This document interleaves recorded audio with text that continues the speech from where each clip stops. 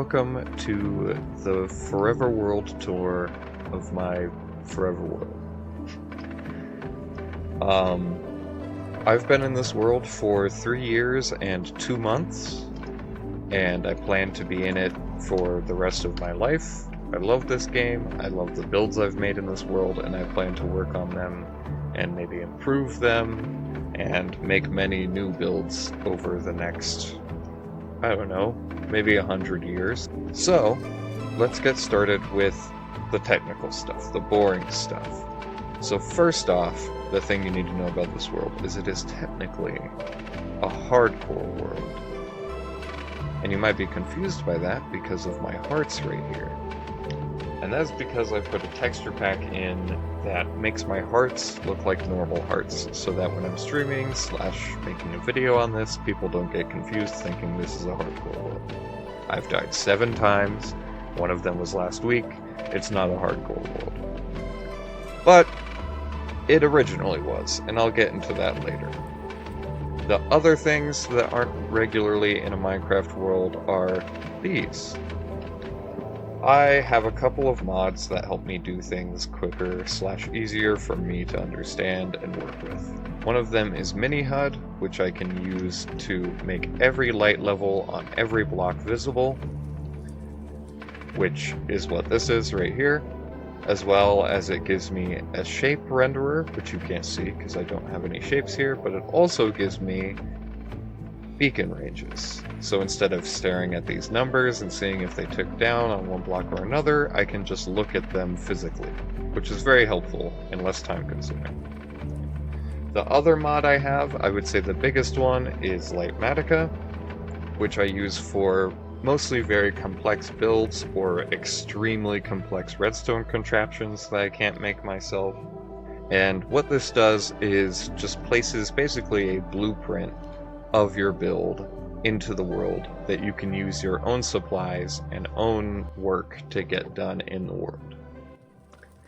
The other things I have in place are Vanilla Tweaks resource packs and Vanilla Tweaks data packs, one of them being this elevator, which is a little cheaty. Specifically, this elevator is a little cheaty, but I use it for a very minimal purpose. It's just this elevator and a couple further down, and they're just fun, and I like using them. You won't see them anywhere else. They're just a goofy little thing. The other thing I have that's data pack driven is this little info strip here, which shows me the time, the direction I'm facing, and the coordinates I'm at. And this is using Vanilla Tweaks coordinates app, data pack, and I actually have a slight little rule that I can only use it when I have a clock and a compass in my inventory. So, just a cute little thing I added on. That actually does help me a lot. Whenever I turn this off, I get confused. So, with that, let's get into the actual world itself. So this is the house. This is the oldest build in this world, and it's the first thing I built, very based on sort of Filza's original house in his hardcore world, because at the time of building this I was in one. And, you know, it has all the basics: enchanting table, ender chest, smithing table, enderman. The endermen are because, as I was building this, or perhaps after I was finished, an enderman just decided to teleport in here and walk around. And so I put him in a boat and put him in the corner, and he is still there to this day. I named him Edward after one of my favorite artists' enderman series, Pixbit. Their enderman series is adorable, and I love it. And so I named the first enderman Edward, and then when a second one teleported in, I named it Emmett. And when my sister saw this world, she saw it and asked me, "Why did you name your enderman after Twilight characters?" So anyway, this one's named Bella. Other than that, in this world, we have this corner right over here, where I have my 3-year cake that I just built 2 months ago. and I died in a backup because I cleaned the chunks of this world to make it smaller and fit on my computer, and I cleaned the chunk that I was standing in. Nice. Over here, I have trophies from one of the data packs I have called Blazon Caves Advancements, and I turned off the reward system of this because I don't want to get free stuff just for doing advancements from a data pack, but I kept the XP rewards because that doesn't do a whole lot, and the trophies so that I can just have little trophy shulkers in my house. And over here, we have the lore books. These books have the lore of every build in my world, and so we're going to use it to go to our first build, which is the book, I'm holding a book, the Temple of Haa, which is right here, and we're going to go right here. Let's go there. And here we are in the Temple of Haa area. So this is the first build that I ever really worked on. I wanted to work on improving a structure, making a bigger version of a structure that already existed in the game, and the Desert Temple is just one of my favorites that does that. So, the first step was building this, and I did it, and was very proud of it. I love the crystals up here and everything, look great. But the biggest problem with it was that it didn't have a purpose. And I decided, when I built this, that I would move all of my villagers that were in my basement at the time into this temple, and that I would make it the most effective villager trading temple I could make it. And so I spent probably about 3 months or so. I built a villager breeder just outside this door, wheeled them into a little hole right around here, and then put together, you can see right here exactly how many villagers I threw into this thing. And the reason there's 36 librarians is because I have every single enchanted book in the game. Every single one I can easily trade for in this temple, and actually +2, because I added these two when I updated to 1.21.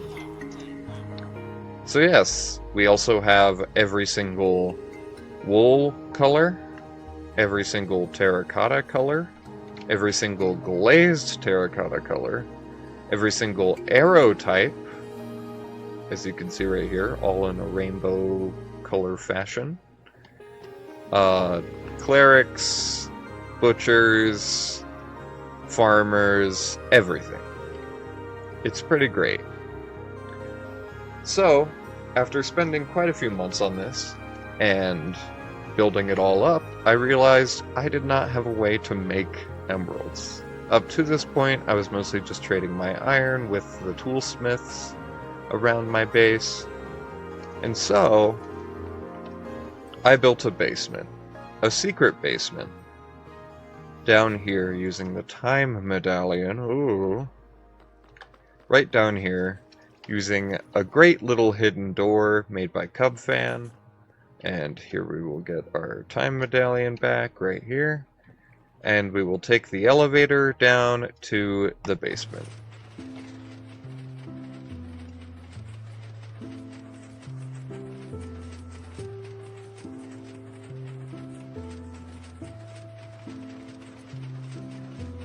So, there's a lot of lore having to do with this, but we'll get into that later.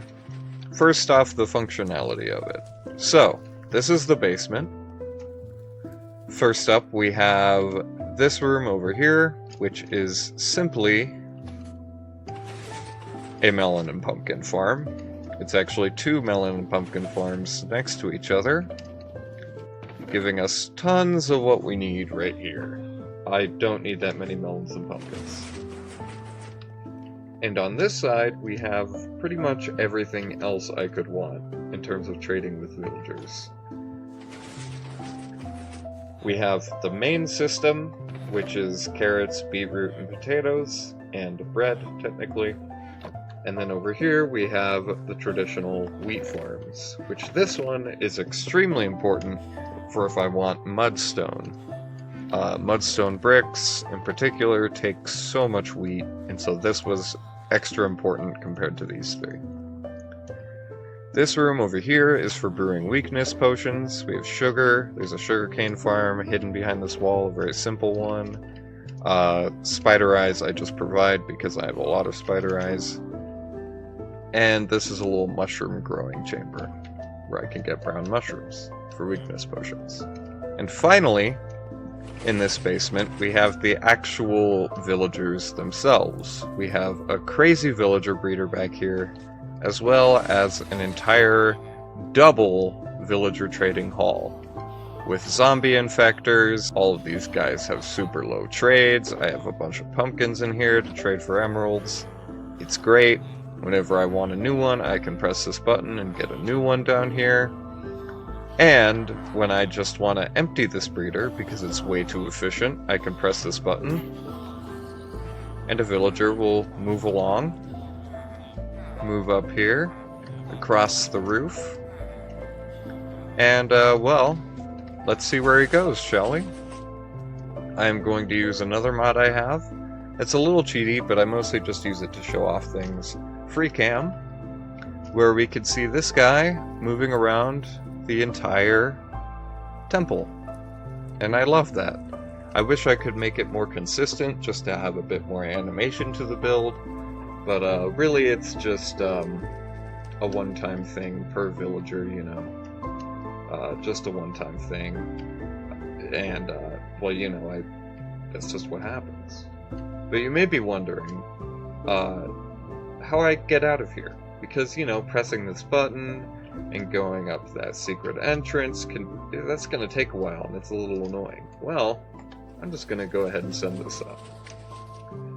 And the way I actually get out of here is using this golden tunnel down, all the way down this hallway, and I use one of my favorite things I've ever made that I don't see many people using. And it comes completely from the classic TNT player launchers from like 2012 or 2013 that only worked in peaceful mode. But instead of using TNT, this just uses 4 dispensers and wind charges to send us all the way back to the front of the temple. It is incredible. So, now, as for the lore of this place. So, in this world, I have all of the creatures as their own kind of societies, things like that. But outside of these creatures are the players. The players are sort of like the gods, because they can modify Minecraft, they can develop Minecraft into their own thing. And so they put in a ton of what blocks and mobs and everything that the creatures interact with today. And they were scary creatures, and so the creatures of this world hated the players and would do everything to try and get their game to crash so that they wouldn't see them. The players eventually developed a sort of robot that they could interact with and trade with to create a better experience for the player, and these robots eventually spread all across the land and started creating villages for themselves. And that is the villager that we know of today. They are simply just machines that are made to trade with people. And when the players eventually disappeared, and all that was left was the villagers started trading with everyone in the world. The creatures weren't afraid of the villagers, as they literally could not harm them. And so they created a full-on, like, temple, just a majestic temple where only the best of the best traders were kept. And in the basement, they have a tribute to their creators, the players, which are what all those statues are, and they have their chamber where they work to create the best villagers that can go up into the temple. And any villagers who aren't the best get recycled into new villagers. So yeah, it's just an automatic robotic race. We aren't killing villagers. Yay! How fun, the lore fixes it all. So, if that is all of the lore and all of the work of Temple of Haa. I suppose I could show you the crystals on the other side, the green and the blue. But yes, that is the entire story and build. So, moving on, we have the Silent Circle. So, this is the Silent Circle. This is my basement in my house that you saw earlier with the maps over there. It has my giant storage system, which is created by my Zuma. It's a categorizer, and it works pretty good, except I built it on a chunk border, and so it kind of messes up sometimes, but it's good enough that I really, really enjoy it. We have my to-do list up here.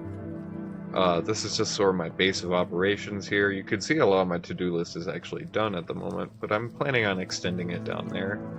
We have maps of the beginnings of every build I've ever done. Here is the beginning of Temple of Haa. Here is the beginning of my end island, and the beginning of our current place where I started this world tour. The final thing that's down here is just back here. I have a massive super smelter. It's a 64 furnace array using coal as the fuel, which isn't great. I don't really like using coal for that, because I only have so much I can get from a wither skeleton farm. And I have a little cobblestone / stone generator back there that I can use easily. And a little button here so that I can end up on the first floor rather than the second. The only thing left in this basement is another player launcher. That launches me up into the actual build itself, where you can see my shape renderer up there, but you cannot see what's actually up there. There we go, you can see a bit of the light on it. The circle itself. So the reasoning behind this build is I wanted Spawn to be sort of a culmination of every build I'm wanting to do. So, to start off, we have the natural area. This area right here is exactly how it was when I spawned in this world. It's the only bit left in the entire circle that is exactly how it was, always. Other than this little sword here and its pedestal, and the flowers everywhere, and then every single type of flower around what is the world spawn. This is all completely how it was when it started, minus that little bee haven right there, because those are my favorite bees, and they deserve their own little greenhouse. So, the next part of the Silent Circle is the western area. This area was difficult, I'd say, because working with Western builds is kind of boring, but you can do fun stuff with the facade that Western buildings used to have, where the front was very colorful and the back was very plain. I did a lot of detailing in these builds just to make them really feel like the Wild West. I used red sand instead of normal sand because I wanted every part of the circle to be very different. I used banners for every single one of these builds, except for the obvious, the depot, which is based on a depot that's in Wyoming. We have a bank with a bit of gold in there. We have a saloon with the wingy doors, whatever you call those things, the swingy doors, and candles for drinks on the bar, and then bookshelves for the drinks up in the bar, which is pretty cool. I like those details. And the depot, if you couldn't tell already, is actually an extremely efficient sugarcane farm that I have sort of discontinued just because of how much paper it's sent in and how much sugarcane it has. So, yeah, this thing is kind of crazy. Other than that, back here we have the store, obviously. I couldn't really do a whole lot to make it look nice, we just have some shelves. And then back here we have the sheriff.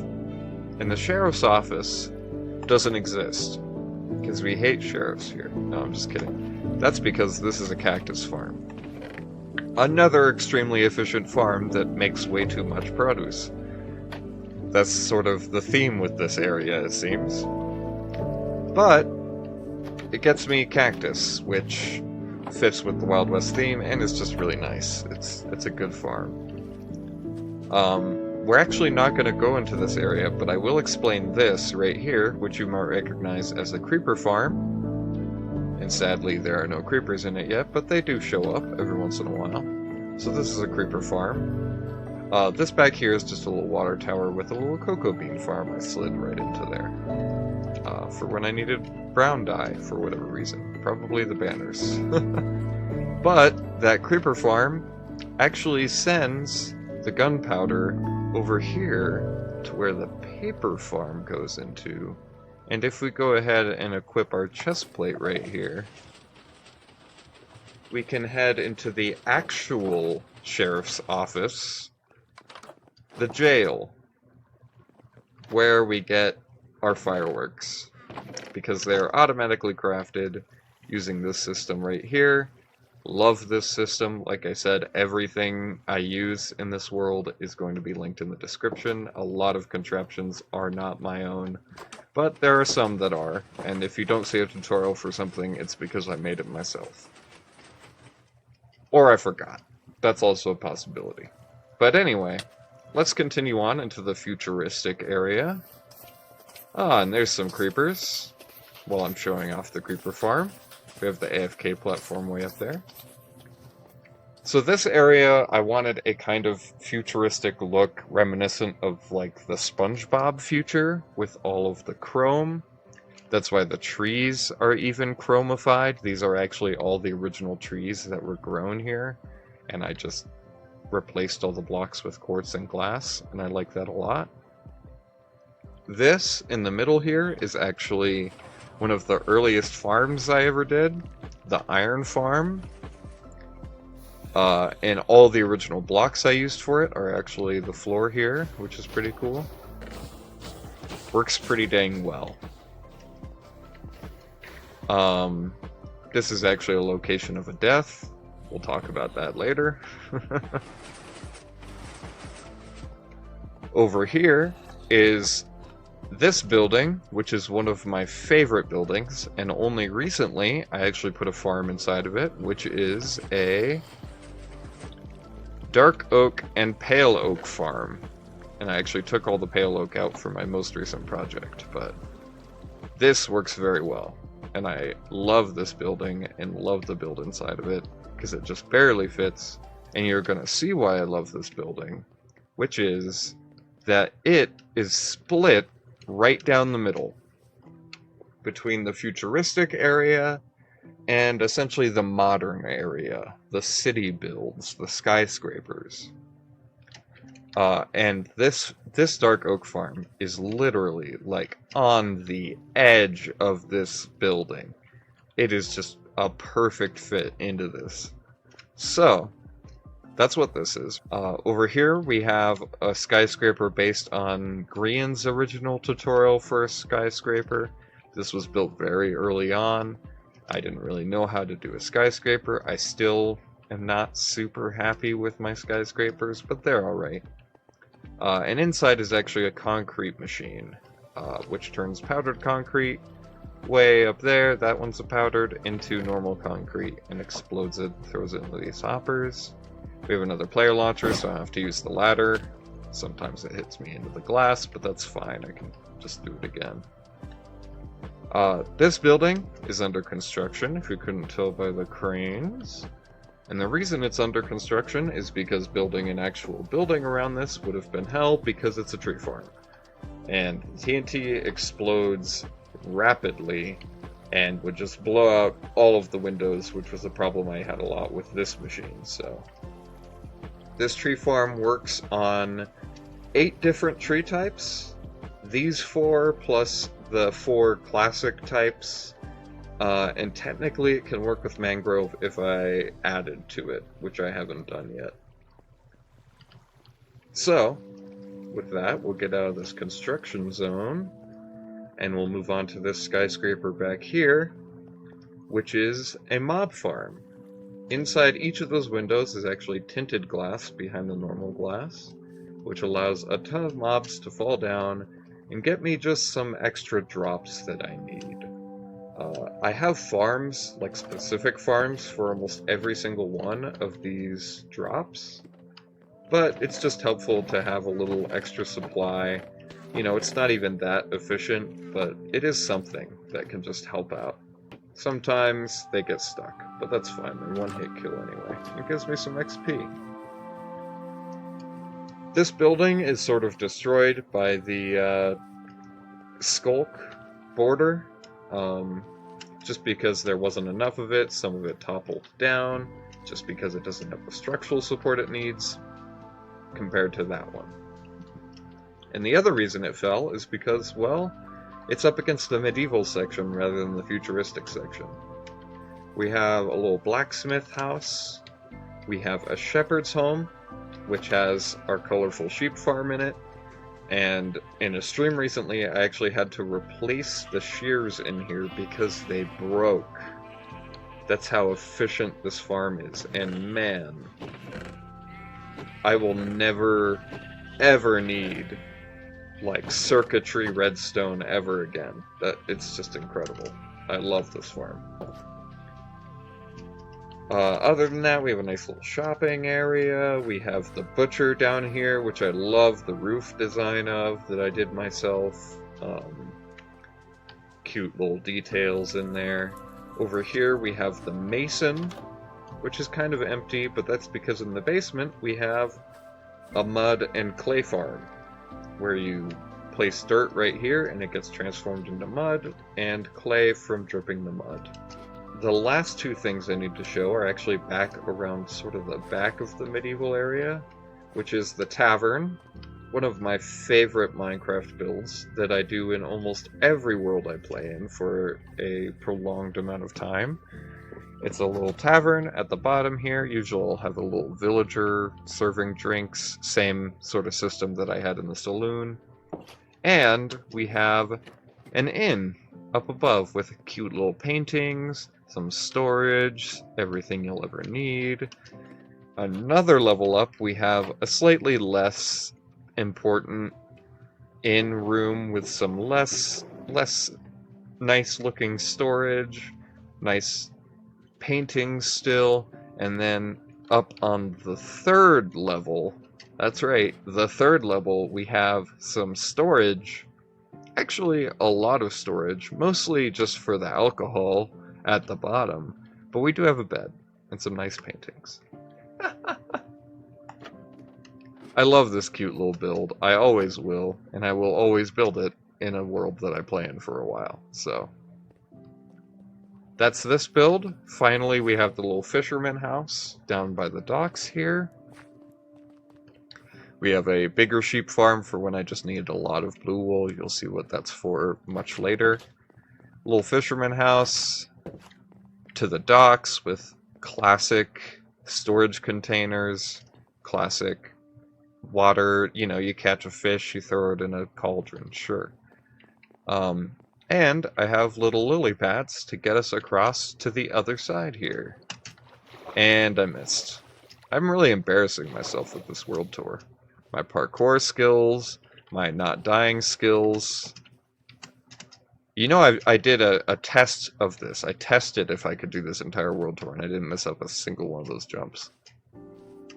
This right here is the Japanese area. I actually started work on this forever ago, and I built my own custom cherry trees. And then they added cherry trees, and so I delayed this area by about 5 or 6 months before I built it.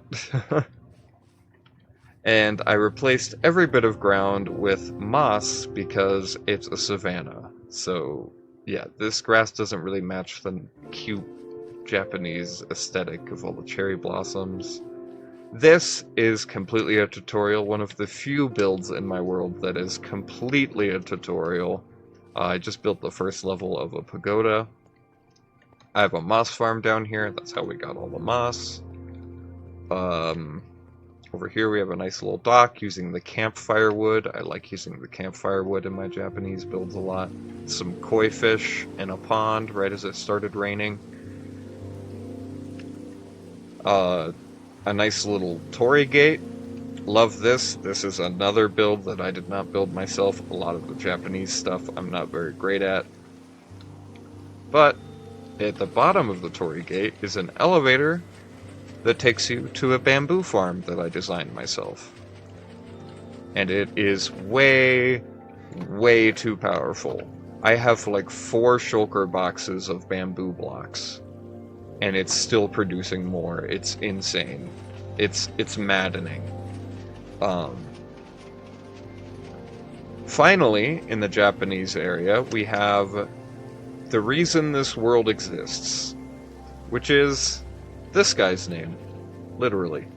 The reasoning behind this guy's name, and the reasoning behind my hardcore world not just ending when I died, is because this pink sheep spawned right next to spawn, right in that direction. And not only that, but a village spawned right out there, and just past it is a jungle. Almost a jungle village. And those 2 factors made me want to play on this world for longer. So, eventually, he's the reason this forever world exists. And I want to make it better, but I want it also to look regal with this gold, but he's constantly out of grass to eat, and I feel bad, but I'll figure out something with him soon. So circling back, before we get to this area, we have to go through the Steampunk area that I skipped over by jumping over those Lilypads. This is another tree farm, and is actually a simple tree farm compared to that beast over there. That beast can run almost every type of wood. This thing can only run the original 4, and I like it for that. It's much more simple to set up. I just throw beanfall. I throw a bone meal into this chest, and then I grab one of these saplings, hold it here, and it pushes all the wood out here to get blown up by the TNT.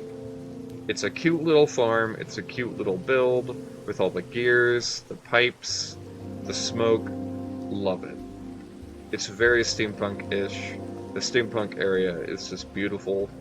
I love this little bridge I made, combining both medieval and steampunk gears to make this. This right here is a kind of refinery in the steampunk world, with little gears coming out of the chimneys.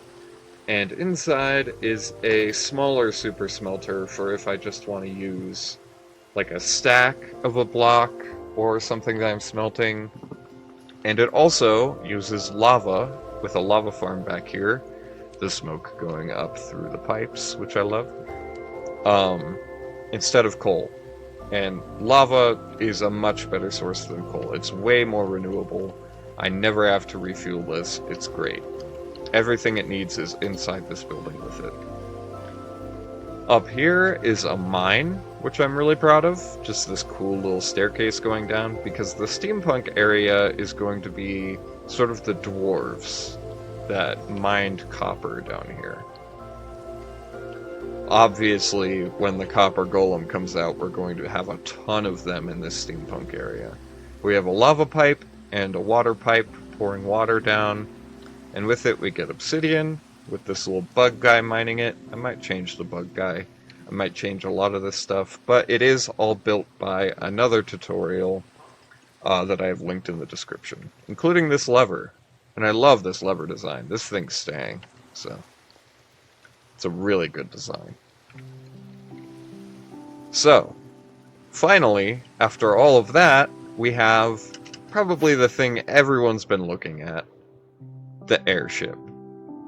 This airship is 100% not mine at all. This is a tutorial build entirely. But it fits very well in here, and I did not trust myself enough to build an entire airship. So, here we are. This is the tutorial airship that's in the sky. This is linked in the description if you want to build it yourself. It's an amazing, amazing design. So, the next area I want to show off, going back into the counterclockwise circle I'm going in, is the realistic section. Now, this section I'm not going to get into. Right over there is the realistic section, and it's actually a recreation of my childhood home. So, you're just going to get to see this much of it. You'll see it in the background of a bunch of places. But it's very fun and cute, and I'm glad I made it. It gives me a lot of memories. This right here, you might recognize. This area, entire of 3 areas, is sort of recreations of Minecraft builds, but they're all ruined. So we have the desert here with the desert temple and desert village all in ruins. This flag here has to do with the lore. And yeah, this area is nice and cute. I actually have a desert well, but you're going to see it later. Down this cliff, we have the sort of Greek, I guess, architecture with the courts. But these are actually all classic Minecraft village builds. We have the tiny house, we have the library, we have the L house, the well, the classic well, bigger, slightly in the middle house, blacksmith, and of course, you can't have a classic Minecraft village without the church. And although it doesn't look very damaged, trust me, it's damaged. And this area has both a sniffer farm down there and a feather farm. I know it's an egg farm as well, but I really only use this for the feathers. And as for the sniffer farm, oh my goodness, I never need any of these flowers ever again. I have way too many. I have even more back here.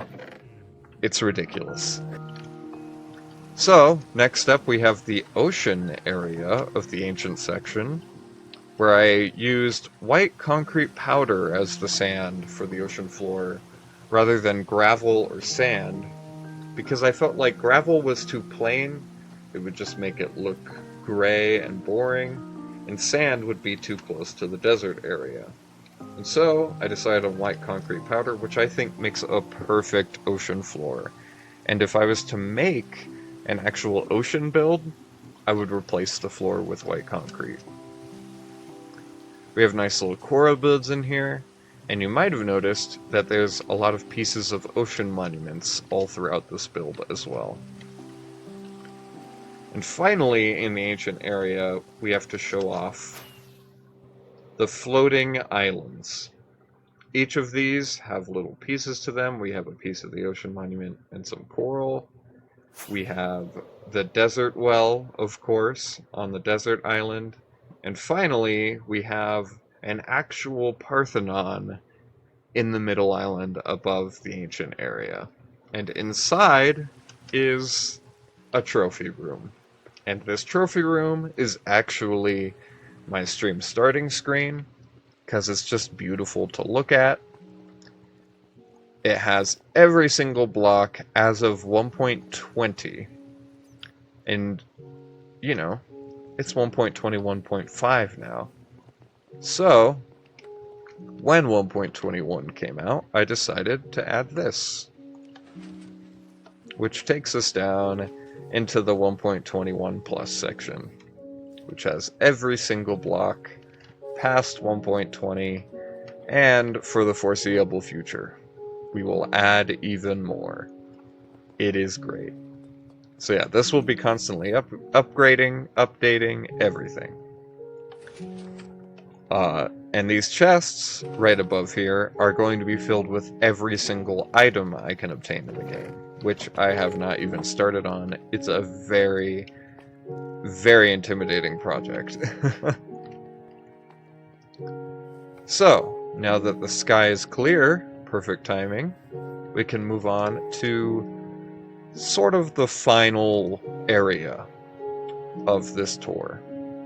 Well, not of this entire tour, but of this build, which is the classics.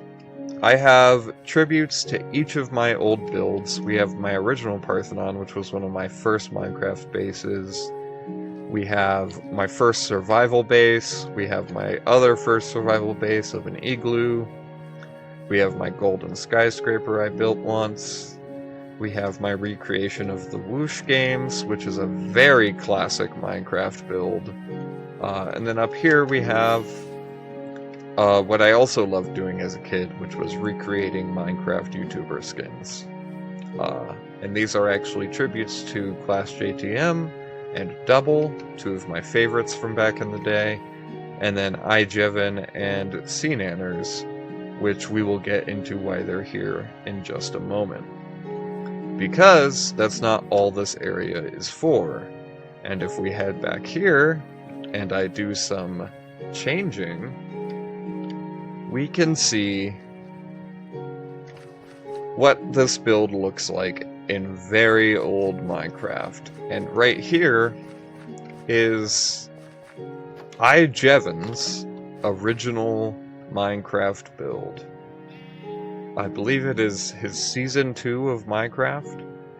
It's all in vanilla, and it's so nostalgic for me.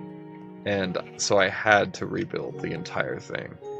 It's something I love doing. I love just looking at things and rebuilding them. Everything here is exactly how it is in the original, down to the wolf placement.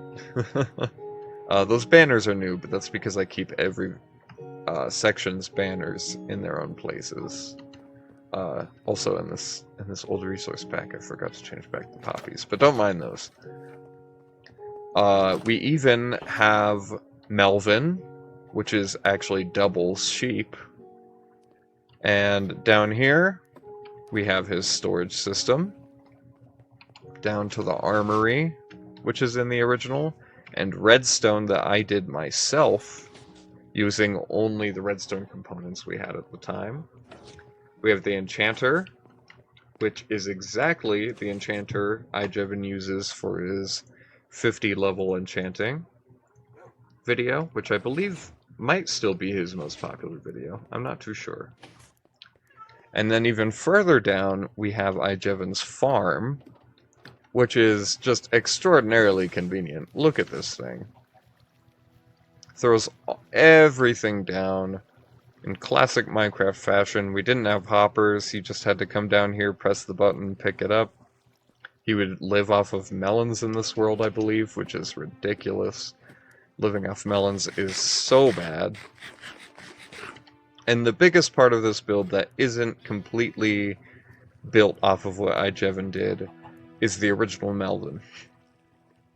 Because I had to rebuild this entire build a little bit further away from my house because I felt like it was too close. And the original Melvin didn't make it. So, yeah. How sad. Now, we are even further back. We are into the alpha version to Raine. And I need to even bring this down, and I need to go into quality and turn off my smooth lighting, so that we really get that alpha experience.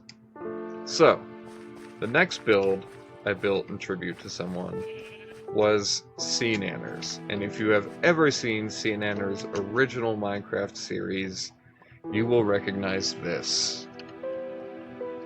I recreated the entire Bowser Cave in modern Minecraft, down to the coal ore in this corner, down to the arm that's to the left here that he looks at for about 2 seconds, by the way, which made it very difficult.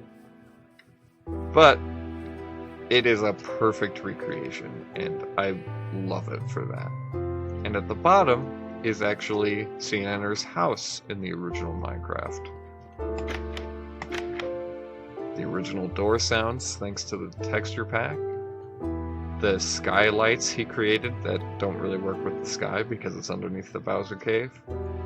His mine and his chests. I wish I could get the original chest texture, but they just don't outline it like that anymore.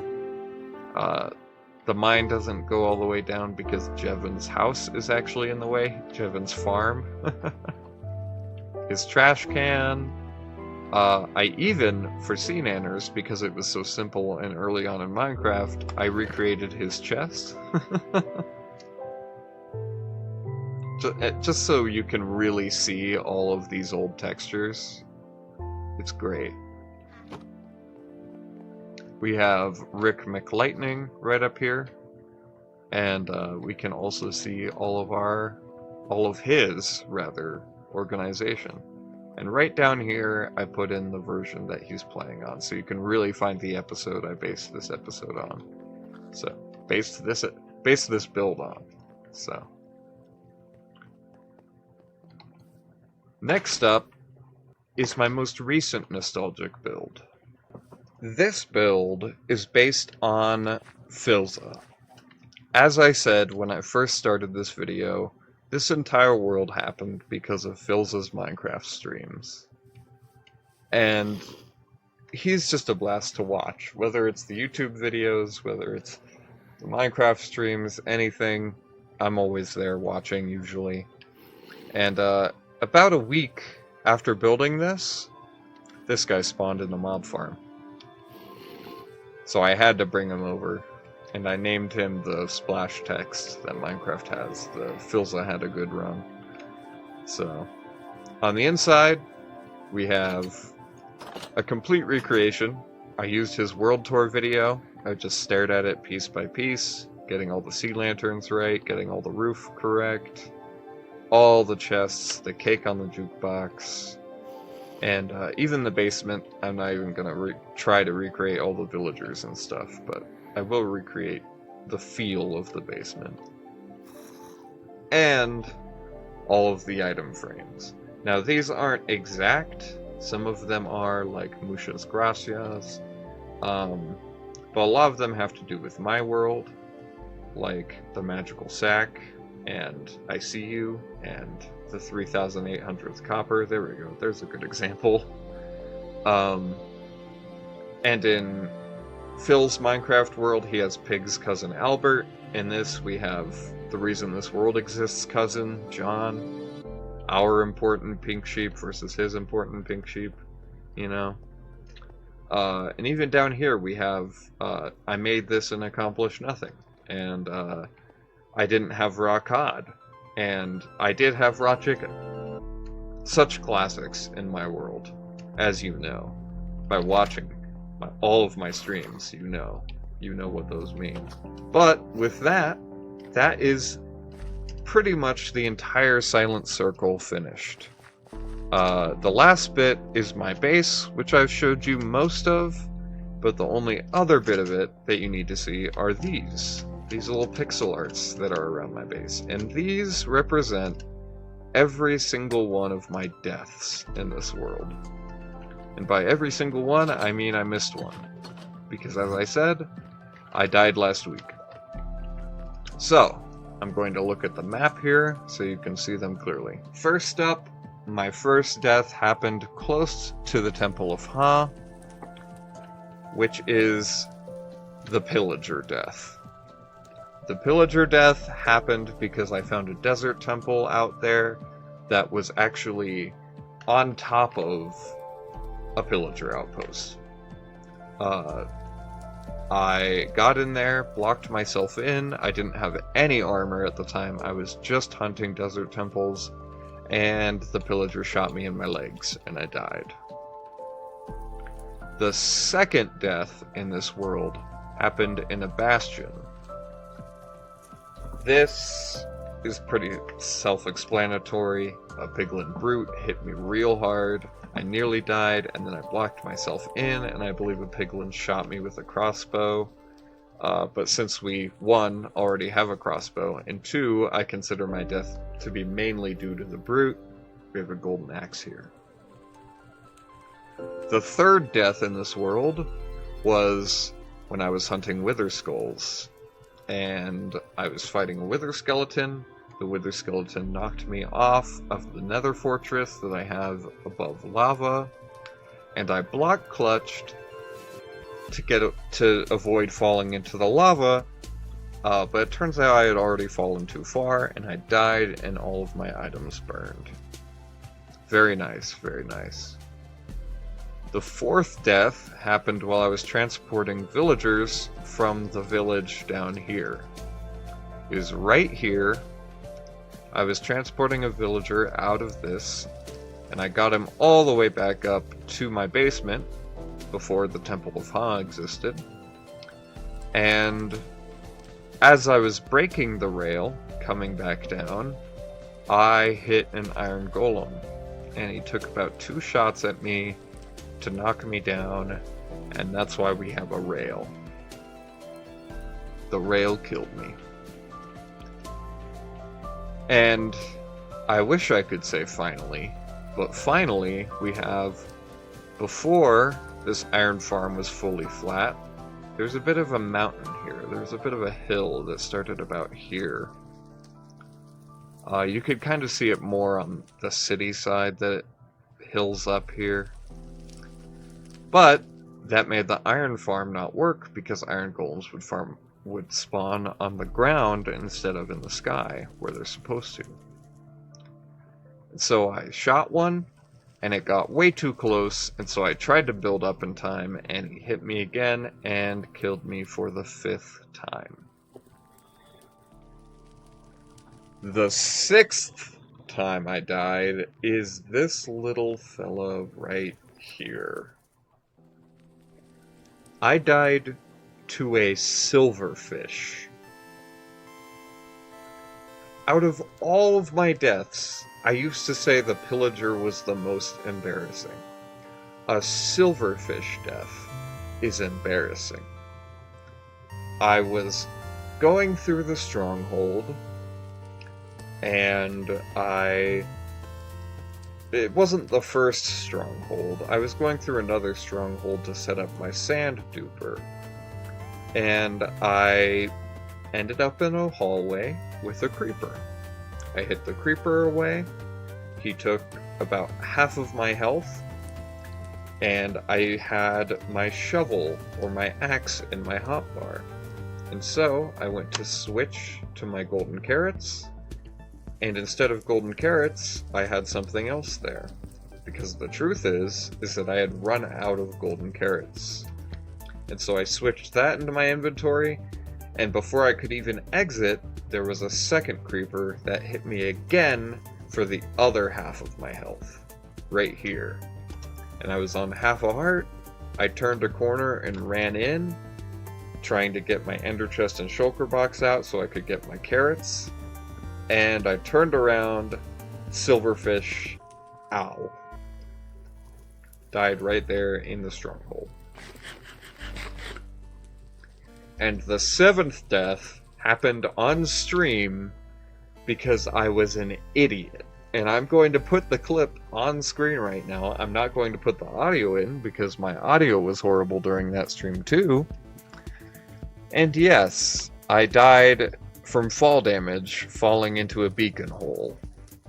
So I think I'm going to add a bit of skulk coming out right here to really seal the deal with the skulk cave being what killed me. And so finally, for Silent Circle, we have the lore. And the lore for this place is maybe a bit more simple. Let me get the book so I can reference just in case. So,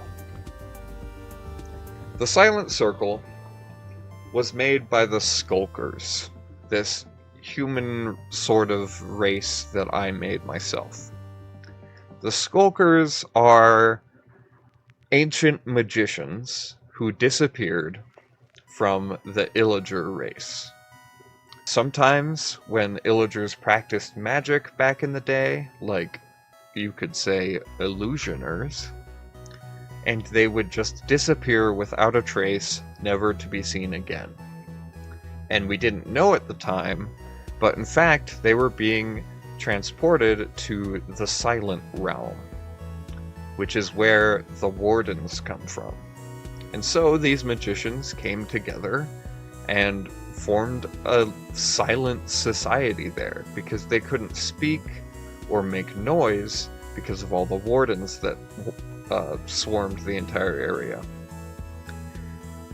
So they lived in this society for about 1,000 years or so, and eventually the dwarves opened the portal to the Wardens. The Wardens came through, completely destroyed everything, completely destroyed a lot of the civilizations on the planet, but also it freed these ancient skulkers that we call skulkers now, because of how many years have passed and how they've changed to be completely silent.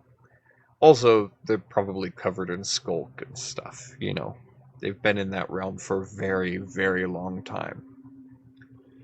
Let me turn shaders on here for a second. So, back to where I was.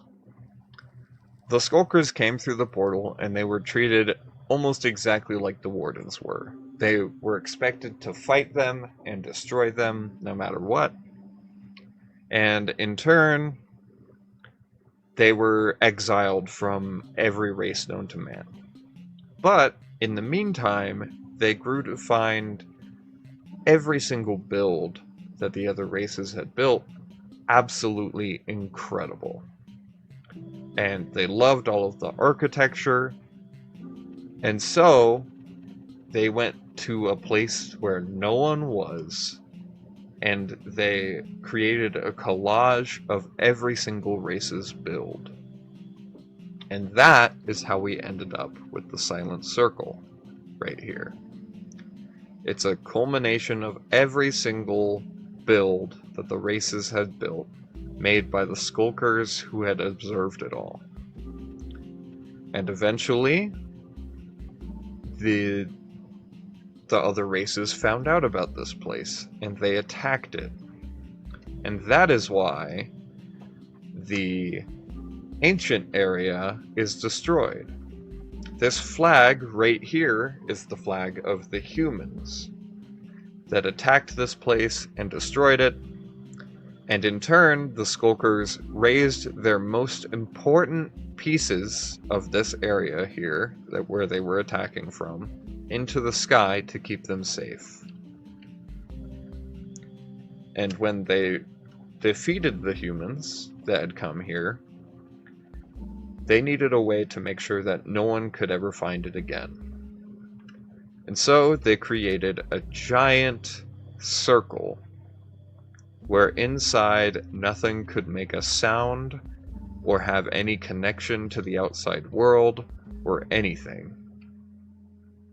And they used it to keep this entire place sacred and secret for the rest of the time.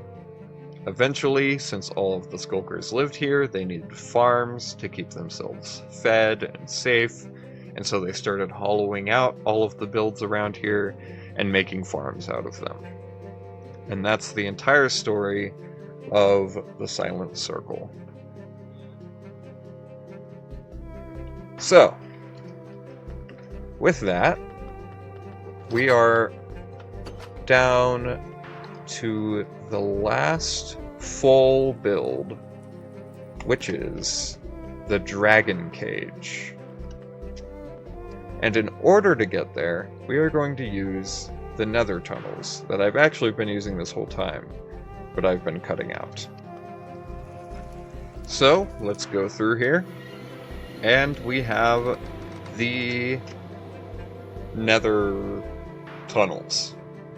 This is sort of an ongoing project that I've been working on throughout just this whole process, and it's basically just tiny versions of the builds I have. You can see the Silent Circle right here with all the little drips, We're currently on the desert area. Here's the realistic, the Japanese, the steampunk area. Here is my base, right here, with my dog. And this area also has the most complicated piglin bartering farm I've ever seen. And I still don't know why I built this design, but I did. And it's pretty nice, I'll be honest. It's pretty good. But dang, does it use a lot of iron. Over here, we have our nether entrance, because this is actually on the bedrock roof, if you couldn't tell already. Over in this direction, we have a bee farm, because bees work overnight in the nether. We even have the little airship for the steampunk area. So using this, we get to every single build I've ever made. And it's been an ongoing project to make little mini versions of every build. As well as mini versions of every biome that is between every build. So I can feel like I'm just zooming through the entire world. And coming to the end here, we are in complete darkness. And right up here is our end portal to the next project. Here we are in the next project. This is a little sand duper collection area. We have our old Enderman grinder over there, and we have our new one. So this is the dragon cage. This is a build I've wanted to do for a long time, which is basically, I want to make an end island and a functioning Enderman farm that uses no water. At least no water that's visible on the surface. And it's very inspired by the Arbiter's grounds in Twilight Princess, with all the chains and the Colosseum look. But on the inside here, you can really see what this thing is about. It's a giant Colosseum full of shulkers and Endermen to watch fights below what is the caged dragon. Held up by all of these chains coming from the end portals up into the end pillars and down into the cage where we have the dragon itself, who even, wait for it, who even roars.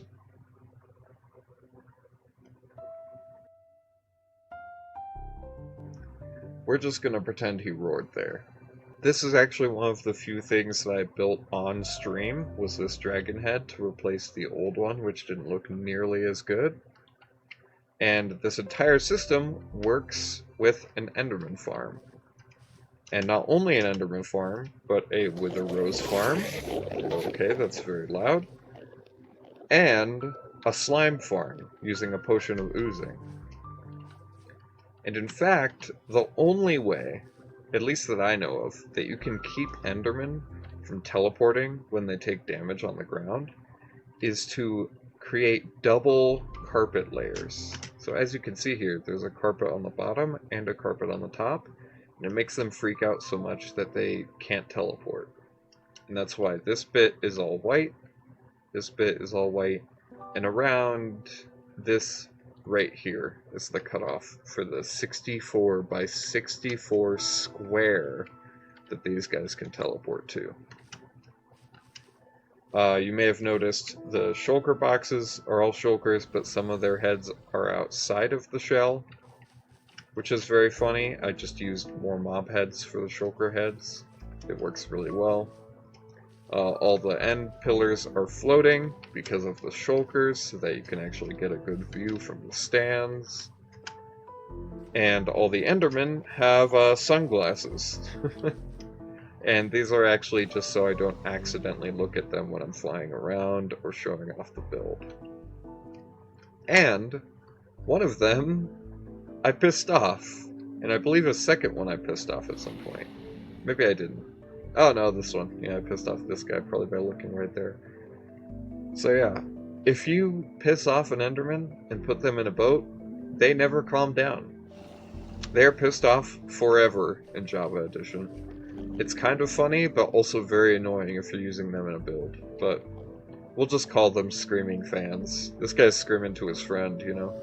I can't believe the dragon screamed like that. But yeah, just like that. That's what they sound like. So, that is all there is to say about Dragon Cage. Actually, I completely forgot about the lore. How nice. So, the lore of this place is also pretty self-explanatory. Essentially, Enderman lore. Endermen used to be people, whatever, whatever.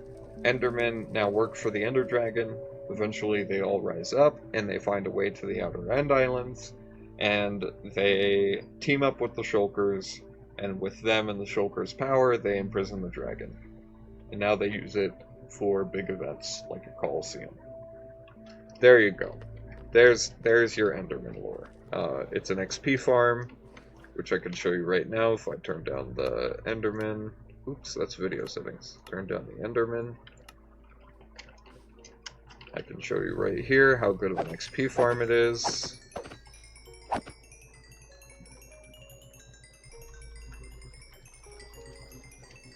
Look at that. Almost in the orange by one hit of the Enderman.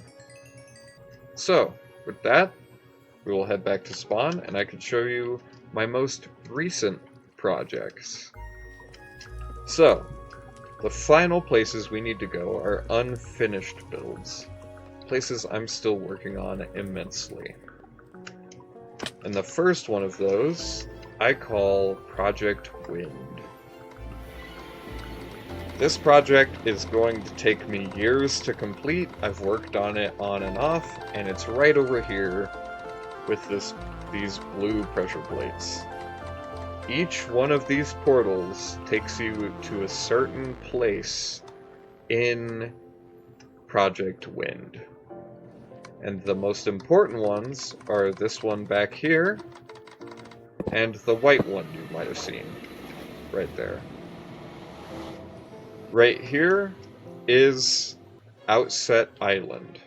If you have ever played the video game The Legend of Zelda Wind Waker, you may very well recognize this place. I have recreated all of Outset Island in Minecraft, and Project Wind is about recreating the entire game.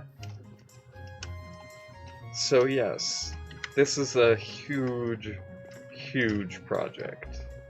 But it's satisfying. And like I said earlier on in this tour, I like recreating things, and this build is exactly that. The only thing we're missing, I should probably get a pig in here, just because. But yeah, you can climb all of these rocks, all the way up to about this one, and then obviously you can't climb up that. Everything is spawn-proofed, thanks to this. This is part of why I need it, for builds like this in the middle of the ocean that constantly have monsters spawning. We have the little outpost, even down to the signs. We have complete ability to climb this mountain or hill. The palm trees you have to cut down with your sword. The path up here where the mini blends attack you. The bridge, complete. It would have been easier to just leave it empty. Oh, even with the hole in the middle. Nice. Good showcase there. And even the Forbidden Forest itself, which I haven't done a whole lot of interior to, but I have a lot of plans to do this interior, including the Fairy Fountain and the Savage Labyrinth right down here. Lots of plans to do this, as you can see. But that is not all that I have built. I've also built all of the Fairy Islands. Right here is one of them. the obsidian is in the side because this is one of the Ballad of the Gales, which is where all of the nether portals connect to. So we have one fairy island there, we have another that's way over here, and in the middle we have, spoilers by the way, but we have the Tower of the Gods. This was the first thing I built, and it is just incredible looking. I just stare at this thing all day. This build is one of my favorites. I mean, I've built so much cool stuff in this world, but it's just such a perfect recreation, to the point where I decided to even build the dungeon inside, which I love. We have the little fish fascias, yes. The little other areas that we can't really expand further out because of the edge of the temple. If you go through the water here, you can find the staircase into the,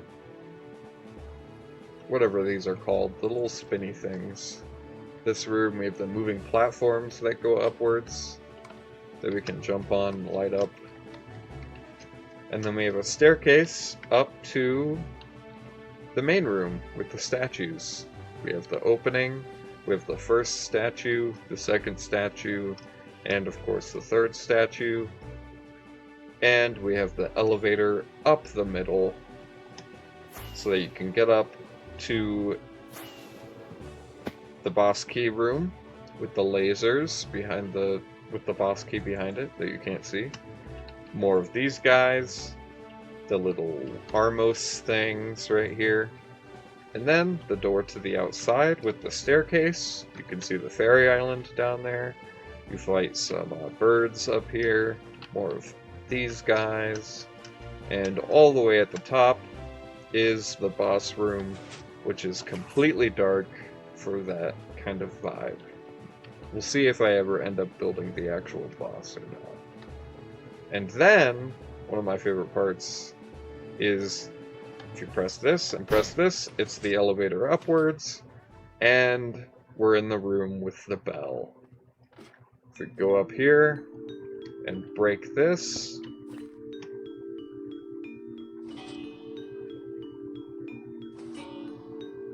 we swing back and forth on the grappling hook.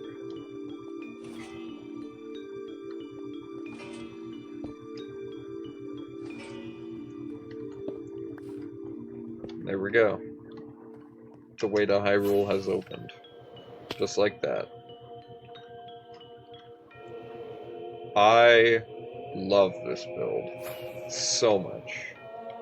And I believe it's the last of Project Wind I can really show off, other than more fairy islands that just look the same as the first one. Obviously I have more nether portals that I can show off. All of them lead to that same area with all the blue pressure plates, because they're supposed to represent the ocean. As you can see, I just took the Dragon Roost portal right there. Here's the Tower of the Gods portal. Southern Ferry right here. And to get our boat back, I'll go back through the outset portal, and I'll meet you back here. Okay, so now that we have our boat, I'm going to head to our final project, the one that I've been working on most recently, which is Lambuna.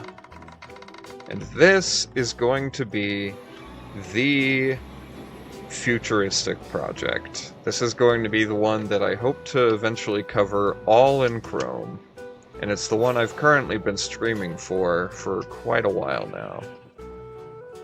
It's run by sheep. I can explain that later. And it has a wall. A very, very big wall. All around it. And so the only way you can get in here is through the nether, like I just did, or by flying. But we don't talk about the fact that I can fly. Because, right here, you have to give them your passport. So if we throw our passport in here, press the button, the door opens, and we've lost our passport. They seized our passport. How nice. How great. We can get back out, but in order to get our passport, we have to go all the way down here to the customs and get it ourselves. We have to talk to the person right here and get our passport. And 5 stone, apparently? That happened because of the stream. But we got our passport back, and with that passport, I think marks the final bit of this tutorial. Tutorial? This isn't a tutorial. That wraps up the tiny bit. That wraps up. Listen, all right. I've been doing a world tour for like 5 hours. All right. I don't. My brain's broken. Okay, my brain's broken. That wraps up this world tour. If you want to see more, maybe watch this video. But if you want to see more, I'm probably going to do more anyway. And if you want to see this live, I do streams most Mondays and Fridays, and sometimes on Wednesdays. And I'll be working mostly on this world now that I especially have a world tour of it. So, I'll see you all hopefully in another video, and goodbye.